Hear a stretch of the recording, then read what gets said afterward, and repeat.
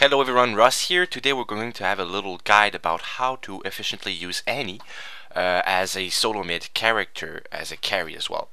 The rune setup that I use for Annie are cooldown reduction for my glyphs. They're all flat runes, by the way. They're not per level. They're HP seals and quintessences and cooldown reduction. Armor. Magic penetration on my marks, my bad. And as for my masteries, I go 9021, speaking the neutral buff duration on the utility and the magic penetration on the offense. So moving on to the game, Annie has 4 abilities. Her Q is a single target mute called Disintegrate. What's cool with Disintegrate is that if you last hit a minion, like I will do over here, as you can see, I'm still full mana, because when you last hit with your Q, it refunds its mana cost, so it doesn't cost any mana to cast a Q when you last hit. So you want to use that to farm pretty efficiently through the whole game. And later on in the game, the Q does more damage. You don't need to wait for the minions to be like 50 HP before you can actually Q them. They can be half, sometimes they can even be full, and you can get them one hit if you can get fed enough. As in for that, at low levels, early game, depending on who you're playing mid, sometimes you want to try to harass. You want to harass when you have your stun. So basically, you Q with your to make sure you hit your stun. Then you W, and then if you want to over harass, you can pop an ignite and get a couple right clicks on them as well. As you can see, I did a little bit of overextending right here, and Anivia got to stun me and harass me as well with her spear shot, because that does double damage when you're already slowed or frost or whatever. So I'm going to try and go ahead and try to get rid of Anivia's egg as early as possible, so then when I'm ready to do the second gang, she will die, you know. So I got rid of her egg right there. I'm going to try to harass it a little bit, just so she doesn't respawn with full HP. And after that, I'm going to back off and wait for my mana and HP to regen. And I saw she was about to stun me, so if she would have stunned me, she could have probably two-shotted me and killed me right there. So I used flash just to make sure I don't die. Maybe it was a little bit of an overuse, but still. Yes, for my summoner spells, I go flash and ignite. As you can see here, Shaco tried to gank me, but clever enough, I wasn't too far overextended from my turret range. I was just like in the middle, so Shaco couldn't get to get me. If I was standing where I am right now, I would have died 100% sure. So when you're aware that there's a jungler and he hasn't shown up for a while in any of the lanes, just try not to push the treads pretty hard. Stay within the XP range without like overextending, or else you could get killed pretty easily, because Annie is pretty much of a frail hero.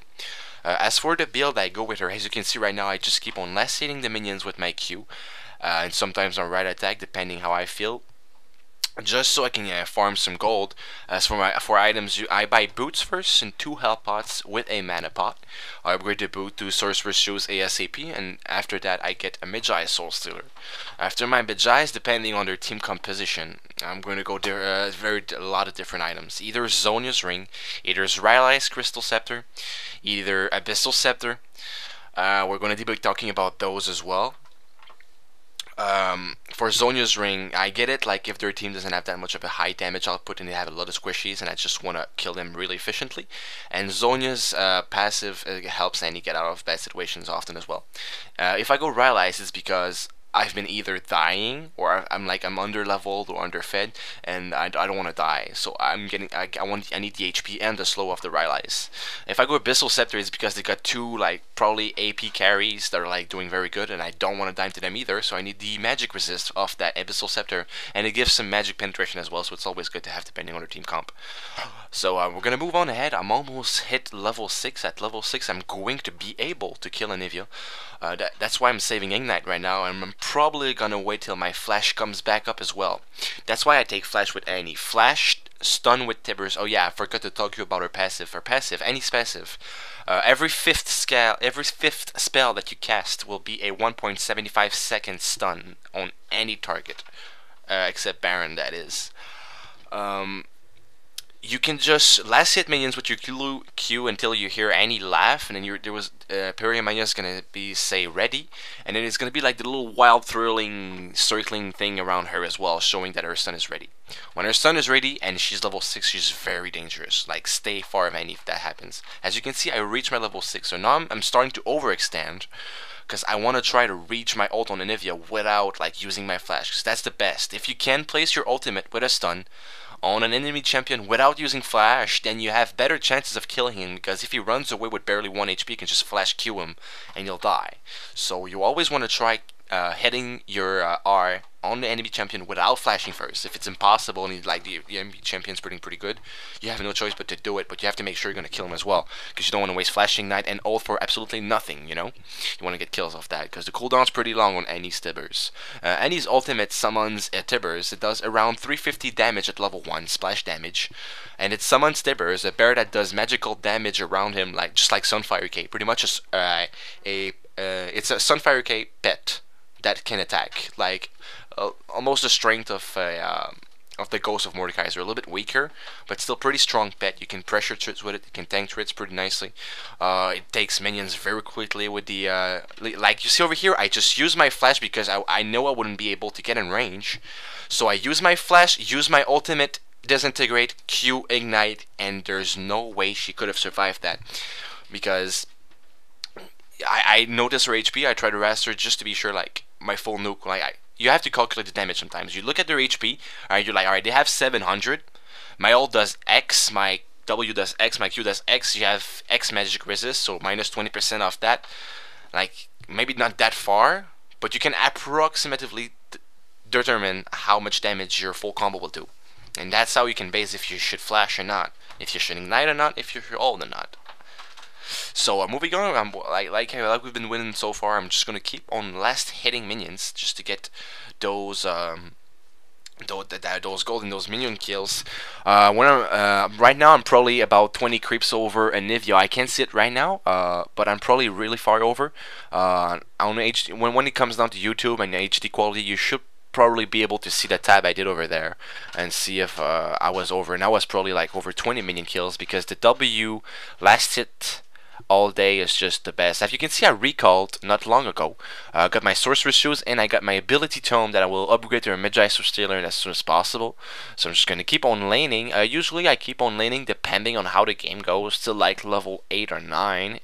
Sometimes even a level 12 depending, because sometimes games are really passive. I even mid till level 15 one game with Vladimir, which is ridiculous, and I started ganking it. Only when you're gonna see here, I'm gonna use my full combo on Anivia. Her egg was down, and TF came in on top of that just to make sure she didn't escape. But my full nuke with Tibbers, WQ, and Ignite.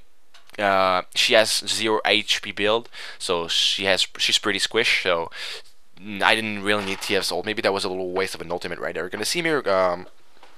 We're gonna move on to the little team kills fight. Right there, I just did a little kind of a KS, and Amumu's gonna run right into me, so I'm gonna put my full combo in with Ignite. Shen is gonna ult me to make sure I don't die, and then with the Tibbers and with my Q, I'm gonna finish off Amumu just to get more stacks on my Magi's, because that's what you want to do, buy Magi's and stack it up. So we're gonna go move on and pressure up to their base. We already took a couple turrets at that point in the game. I was getting pretty strong as well. You're gonna see my Q is gonna fly through all the team fight and actually get the kill right after Garen ultimate. That was pretty nice. With Annie, you always want to keep your ult and your stun up for like a very good placement, like right there. Shaco was in a really bad spot, so I placed my W perfectly to make sure to hit both his clone and himself, and he instantly died from my W. I didn't even need to do anything else, because as you can see, I already got my Rallies and my Zhonya's. That's a lot of AP. And we see there they're getting Dragon. I was ready to flash through the wall to pop my ult on them to cast the Dragon at the same time, but I changed my mind.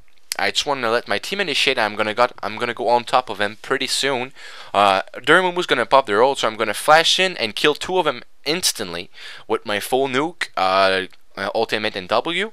And we're gonna push you on to the team fight, but I think we're not gonna get to kill anyone else apart from that fake Shaco. So we're gonna move on to. I think this was the last team fight of this game. Sometimes, getting in later points in the game, you wanna get your stun up at the base. Like you stay at base, you just spam your W and your E, just to get your stun up. And once you're ready, you can go out. And then once you get out there, you already got a stun ready with your ultimate, so you can fuck some people up. You know. So this is gonna be the final team fight of this game. I'm gonna go pressure down mid. I'm probably gonna get a couple kills over here because there's 3 of them that are stacking together. As you can see, I got a blue path, elixir of brilliance, I think. As you can see, Shen ulted me because we're gonna turn around, and Mumu ulted on top of that. So I one-shotted Kale with my ultimate because Kale didn't get to his use because I stunned him long enough.